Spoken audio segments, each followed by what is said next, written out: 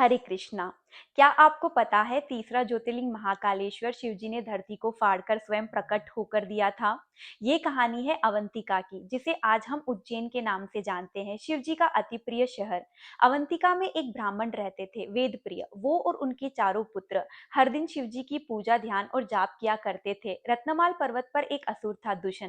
ब्रह्मा जी के वरदान से वो इतना शक्तिशाली हो गया था कि देवताओं को हरा दिया था, वैदिक पूजा बंद करवा दी थी और धरती से धर्म को मिटाने लगा था। और एक दिन उसने अवंतिका पर हमला कर दिया। दुष्यंत और उसकी सेना ने अवंतिका को चारों ओर से घेर लिया। लोग भाग गए, घर टूट गए, असुर ब्राह्मणों को मारने लगे। लेकिन वेद प्रिय और उसके चारों पुत्र बिना डरे शिवजी का ध्यान करते रहे। उन्होंने कहा, शिवजी ही हमारा एकमात्र आधार है।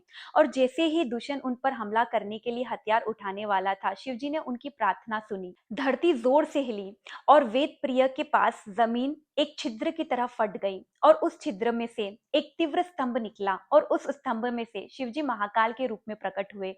ये रूप क्रोध का नहीं, रक्षा का था। महाकाल ने एक हुंकार में दुष्यंत और उसकी पूरी सेना को भस्म कर दिया और अवंतिका फिर से सुरक्षित हो गई। ब्राह्मणों ने हाथ जोड़कर प्रार्थना करी, हे महादेव, आपके बिना हम असुरों से नहीं बच पाएंगे, कृपया करके यहीं स्थिर हो जाइए। महादेव जी मुस्कुराए और बोले, मैं यहीं रहूंगा, अवंतिका और अपनी भक्तों की रक्षा के लिए। और उसी वक्त उसी रूप में महाकालेश्वर ज्योतिर्लिंग प्रकट हुआ।